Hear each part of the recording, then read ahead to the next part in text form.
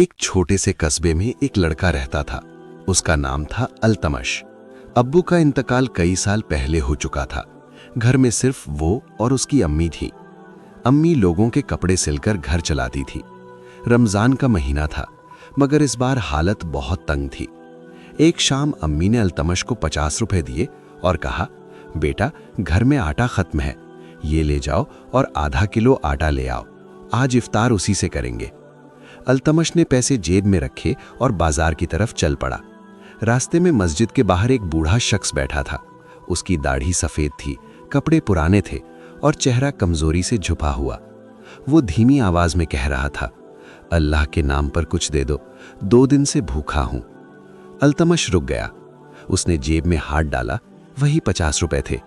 उसके दिमाग में एक ही बात घूम रही थी, अगर दे दिए तो घर में क्या बनेगा।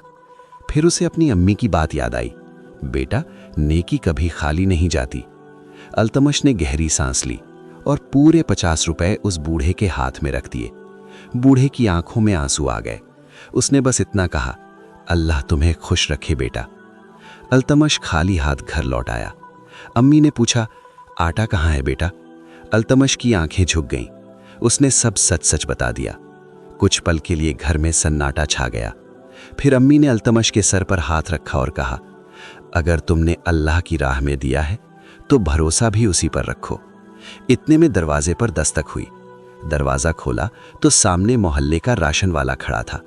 उसने कहा, आज एक ग्राहक ने ज्यादा पैसे दे दिए, दिल किया कि किसी जरूरतमंद को दे दूं। ये आटा, चावल और थोड़ा तेल रख लीजिए। अल्तमश और उसकी अम्मी एक दूसरे को देखने लगे। अम्मी की आंखों में आंसू थे। उन्होंने आसमान की तरफ देखा और कहा, या अल्लाह तेरा शुक्र है। उस दिन अल्तमश को समझ आ गया, जो अल्लाह पर भरोसा करता है, अल्लाह उसे कभी मायूस नहीं करता।